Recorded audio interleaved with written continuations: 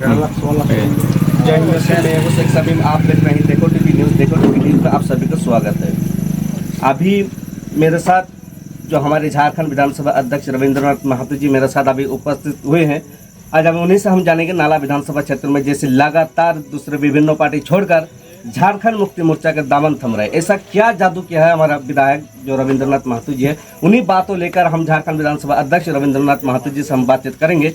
तब तक आप देखते रहें देखो टीवी न्यूज़। सबसे पहले सर देखो टीवी न्यूज़ का आपका स्वागत है। चलिए, देखो टीवी न्यूज़ को मेरे तरफ से ढेर सारे शुभकामना कि आप हमारे जैसे आदमी के साथ बात करने के लिए राजी हुए, बात किए।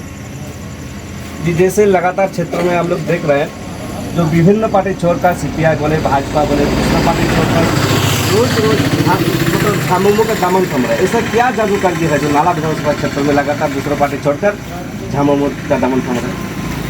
ये सिर्फ नाला विधानसभा नहीं बल्कि पूरे राज्य में, झारखंड राज्य में आज आदरणीय हेमंत सोरेन जी उनके साथ दे रही है।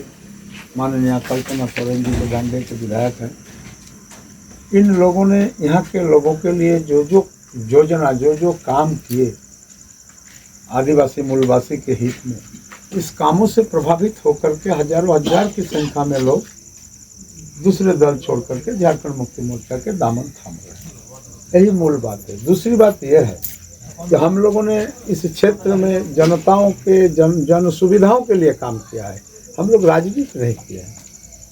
हम लोग सिर्फ देखते हैं कि यहाँ कहाँ रोड खराब है, कहाँ रास्ता खराब है, कहाँ पीने का पानी नहीं है, कहाँ नदी में पुल की आवश्यकता है, कहाँ स्कूल में शिक्षक नहीं है, कौन स्कूल का वर्ग कक्ष टूटा हुआ है, कॉलेज का क्या व्यवस्था है, आधारभूत संरचना से लेस है या आधारभूत संरचना वहाँ है। इन तमाम विषयों पर हम लोगों ने काम किया और इन तमाम विषयों के काम को देखते हुए यहाँ के जनता पहले से मन बना लिया है कि हम लोग झारखंड मुक्ति मोर्चा और रविदा के संग में हैं। और इसी का परिणाम यह है कि चुनाव के समय विभिन्न दल छोड़ करके लोग हजारों हजार की संख्या में लोग झारखंड मुक्ति मोर्चा के दामन थाम रहे हैं।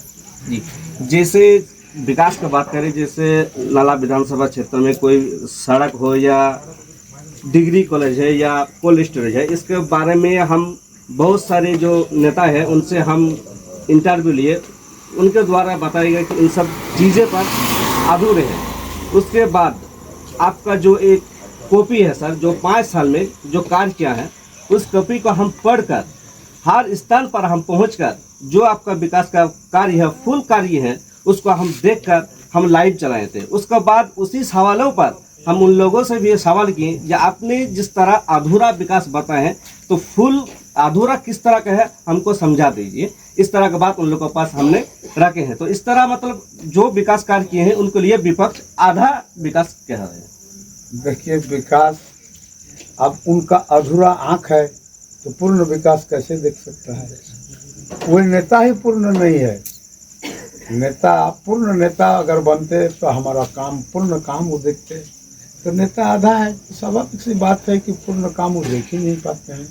और आधा काम जो हमने छोड़ दिया जी, आधा काम जो कर छोड़ दिया अपूर्ण है, तो उनको हम चुनौती दे रहे हैं, वो करके दिखा दे।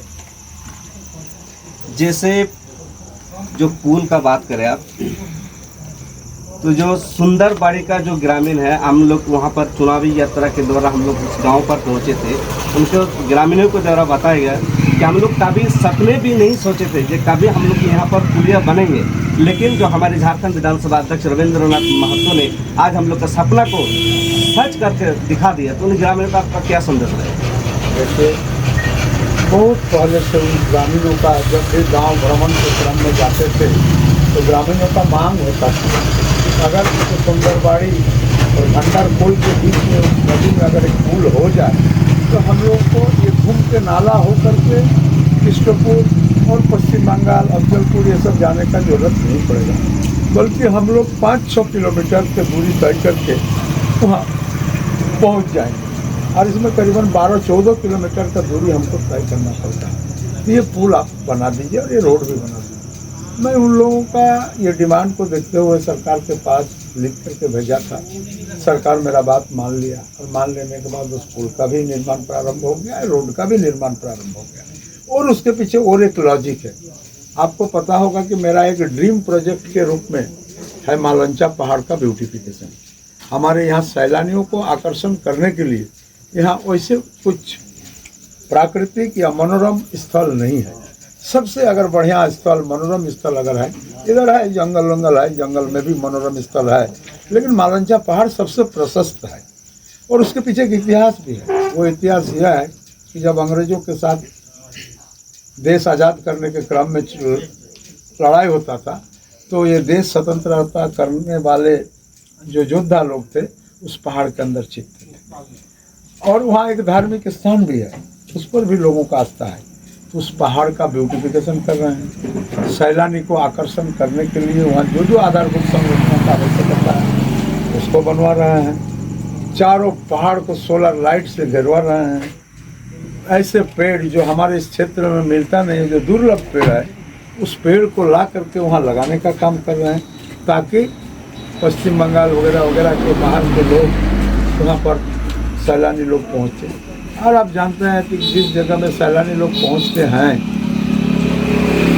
वहाँ एक मार्केट डेवलप होता है, और वहाँ का लोकल प्रोडक्शन जो होता है, चाहे बांस का हो, चाहे लकड़ी का हो, चाहे लोहा का हो, इसका एक मार्केट मिलता है।